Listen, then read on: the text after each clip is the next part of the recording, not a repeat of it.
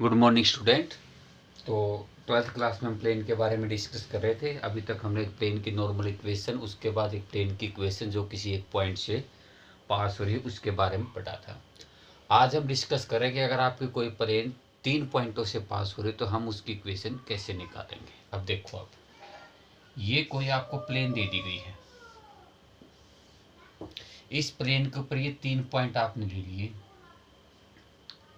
1 2 3, इनको नाम दे दिया हमने ए बी सी। ये 3 पॉइंट आपको दे दिए हैं प्लेन के ऊपर। तो इन तीनों पॉइंटों से ये प्लेन पास हो रही है। इसके कोऑर्डिनेट आपने नाम दे लिया x1 y1 और z1, और इसके कोऑर्डिनेट ले लिया आपने x2 y2 और z2, और इसके कोऑर्डिनेट ले लिया आपने x3 y3 और z3। ये x1 y1 और z1 है। ये प्लेन है, प्लेन की इक्वेशन हम निकाल रहे हैं जो 3 पॉइंटों से क्या होके जा रही है, पास होके जा रही है। उसके बाद एक हम पॉइंट लेते हैं, उसका जनरल पॉइंट आपको पता है, उसका नाम दे लिया, मान लिया आपने P। उसको हम पोजीशन वेक्टर वैसे माना जाए तो हम इसको R वेक्टर मानते हैं, नहीं कोऑर्डिनेट के व्यू से लो तो आप इसको क्या नाम दोगे, x y और z। ये अब ये चारों जो पॉइंट है ना वो एक ही प्लेन के ऊपर हैं। एक आपने डिस्कस किया होगा, कोलिनियर के बारे में पढ़ा होगा। एक होता है कोलिनियर और एक होता है कोप्लेनर। कोलिनियर तो होता है किसी लाइन के ऊपर 2 या 3 या 3 से ज़्यादा पॉइंट होता है, हम उसको बोलते थे कोलिनियर। कोप्लेनर का मतलब होता है एक ही प्लेन के ऊपर। तो यहाँ से ये तीनों जो चारों जो पॉइंट है नहीं एक ही प्लेन के ऊपर, तो ये हमने कोप्लेनर है। और कोप्लेनर के लिए अपने एक वेक्टर के अंदर टॉपिक आया था, scalar triple product. Scalar triple product जो आपका ये इस टाइप से होता था, ए डॉट बी क्रॉस सी, इसको बोलते हैं स्केलर ट्रिपल प्रोडक्ट। कि ये जो तीनों जो वेक्टरों की जो इन दोनों की क्रॉस और फिर इसके साथ डॉट, इसको बोलते हैं स्केलर ट्रिपल। यही दिखाता है अपना एक कोप्लेनर को, कि अगर इस तरह से ए डॉट बी क्रॉस सी आपका 0 के इक्वल आ जाए तो इसका मतलब वो क्या होते थे, कोप्लेनर होते हैं।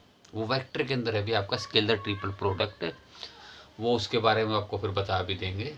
तो यहाँ पर भी हम इसको एक वेक्टर बनाएंगे। अब इसको देखो, आप P से एक वेक्टर आपका PA PB और PC, ये जो तीन जो वेक्टर आपके बन चुके हैं PA PB और PC, ये तीनों वेक्टर कौन से आगे भी, PA PB PC। अगर ये तीनों वेक्टरों का स्केलर ट्रिपल प्रोडक्ट किसके इक्वल है, 0 के इक्वल है, यानी एक ही प्लेन के ऊपर, तो इसका मतलब ये कोप्लेनर तो हैं।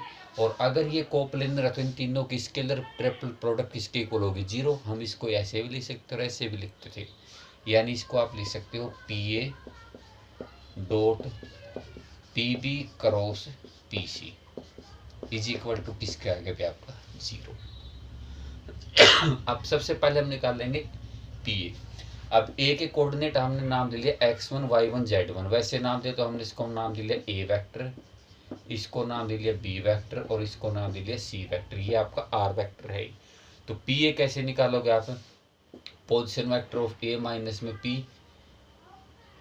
यानी क्या हो जाएगा ये, सॉरी यहाँ पर थोड़ी ही मिस्टेक कर गए, हम ए से ले लेते हैं। हम इसको ए से आपने एक तो ए पी, एक ए बी और एक ए सी, कौन सा पॉइंट ले सकते हो, वैसे इससे कोई वो ज़्यादा प्रभाव नहीं पड़ने वाला। यानी आपका जो वो तीनों जो पॉइंट हो गए आपके कोप्लेनर, कौन से आ गए, ए पी ए बी और ए सी है, ये भी कोप्लेनर। अब ए पी को आप कैसे लिखोगे, ए पी डॉट में A B cross vector A C, coplanar है तो ये किसके इक्वल आओगे, इनका स्केलर ट्रिपल प्रोडक्ट 0 के इक्वल। अब ए पी आप कैसे निकालोगे, position vector of P minus में position vector of A. Position vector of P कितना आपका आर वेक्टर माइनस में ए वेक्टर डॉट में। अब ए बी कैसे निकालोगा, B minus A cross C minus A is equal to 0। तो ये जो इक्वेशन आपकी बनेगी वो कहलाएगी आपकी एक वेक्टर इक्वेशन आ जाएगी आपकी प्लेन की, जब वो 3 पॉइंटों से क्या होके जा रही हो, पास होके जा रही हो। उसके बाद देखना अब आप जैसे अब वो आ गया आपकी वेक्टर इक्वेशन। अब इनको हम निकालते कैसे थे स्केलर ट्रिपल प्रोडक्ट को, क्रॉस प्रोडक्ट और डॉट प्रोडक्ट है भाई। क्रॉस प्रोडक्ट के बारे में आपको पता है, जब भी हमने क्रॉस प्रोडक्ट निकालनी हो ए क्रॉस बी की, तो हम लिखते थे आई जे के, फिर ए वाले एलिमेंट, उसके बाद बी वाले एलिमेंट, ये ऐसे ही लिखते थे भी, और उसका डिटरमिनेंट।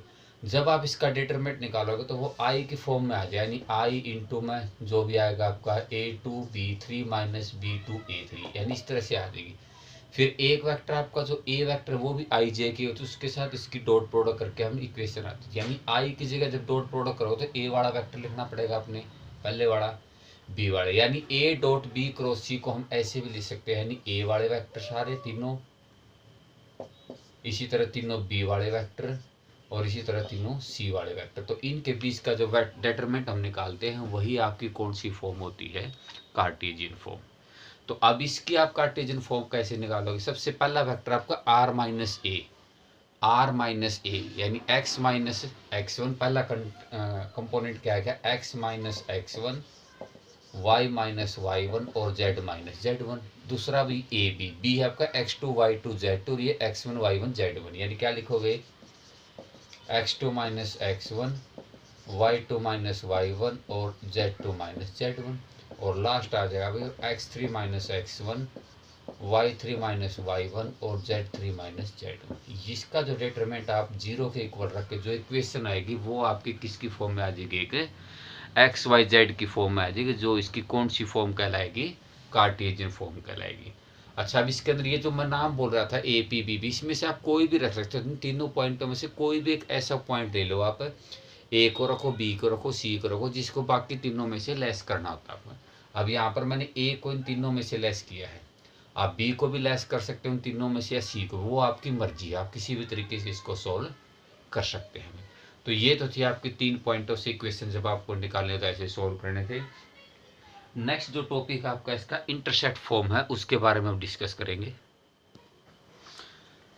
उसके बाद भी हम इसके इंटरसेप्ट फॉर्म निकालें। इक्वेशन आपने सुनी होगी, इसकी क्या होती है, A X plus B Y plus C Z plus D is equal to 0। ये हमने इसकी कोई कार्टेशियन इक्वेशन इसकी मान ली भी प्लेन की। उसके बाद ये है आपकी 3 डायमेंशन, ये कोई प्लेन है जो इनको ऐसे कट कर रही है इस कार्टेशियन पर। अब मान लिया एक्स एक्सिस के ऊपर ये कट करेगी, तो आपको पता है एक्स के ऊपर एक्स की वैल्यू होती है, बाकी की 0, यानी एक्स की वैल्यू मान लिया हमने ए ले ली, तो ए 0 0 आ गया भी। बी पर क्या बनेगी, वाई एक्सिस पर क्या बनेगी, ये वाई एक्सिस है, ये एक्स एक्सिस और ये जेड एक्सिस, तो वाई पर क्या आएगी 0 बी और 0, और जेड एक्सिस पर क्या बनेगी 0 0 और सी। ये तीनों कोऑर्डिनेट आपको मिल चुके हैं। अब ये तीनों जो कोऑर्डिनेट आपके प्लेन के, तो इस प्लेन की इक्वेशन को सेटिस्फाई करेंगे। तो ये पॉइंट इस पर रखोगे आप, ए एक्स की जगह क्या रखोगे आप 0, तो ये बन जाएगा आपका ए, ये भी 0, ये भी 0, प्लस में क्या बन जाएगा आपका डी इज इक्वल टू 0। जब सेकंड पॉइंट रखोगे तो क्या आएगा B plus D is equal to 0। Third point रखोगे तो C plus D is equal to 0। अब यहाँ से आप इन तीनों की वैल्यू निकाल लो, हमें तो इनकी वैल्यू चाहिए नहीं ए बी सी की, तो ए की वैल्यू हमने यहाँ से कैपिटल ए की वैल्यू निकाली, वो आ गया आपकी माइनस का D by A, capital B की वैल्यू माइनस का डी बाई बी, और कैपिटल सी की वैल्यू माइनस का डी बाई सी। तीनों वैल्यू आपके पास ही है, तीनों वैल्यू आप इसके अंदर रख दो। अब ए की जगह हमने क्या रख दिया, माइनस के डी बाई ए, तो माइनस के डी बाई ए इंटू में एक्स, माइनस का डी बाई बी इंटू में वाई, माइनस का डी बाई सी इंटू में जेड, और प्लस में डी इज इक्वल टू 0। इन तीनों में से क्या कॉमन आ रहा है, माइनस का डी आप इनमें से कॉमन लोगे तो ये बचेगा आपका X by A plus Y by B plus Z by C minus 1 is equal to 0। और इस 1 को जब आप उस साइड राइट साइड लेके जाओगे किसका हो जाएगा आपका प्लस का। तो ये आ गया आपकी इंटरसेप्ट फॉर्म। जिस तरह से अगर मान लो वो बोलते भी इनके इंटरसेप्ट ये हैं, तो ये वैल्यू होती है आपकी ए बी और सी की। तो ए की जगह आप 2 रख दोगे, बी की जगह -3 और सी की जगह क्या रख दोगे आप 1 रख दोगे। तो इस तरह से आज आपने क्वेश्चन नंबर 8 तक आज आपने सॉल्व करने हैं भाई। उसके बाद कल ये जो फोटो परपेंडिकुलर हैं या फिर ये लाइन ऑफ जो इंटरसेक्शन से पास हो रही है, इसके बारे में आपका डिस्टेंस निकालने भी ये कल आपको इसके अंदर बता दी जाएगी भाई। धन्यवाद।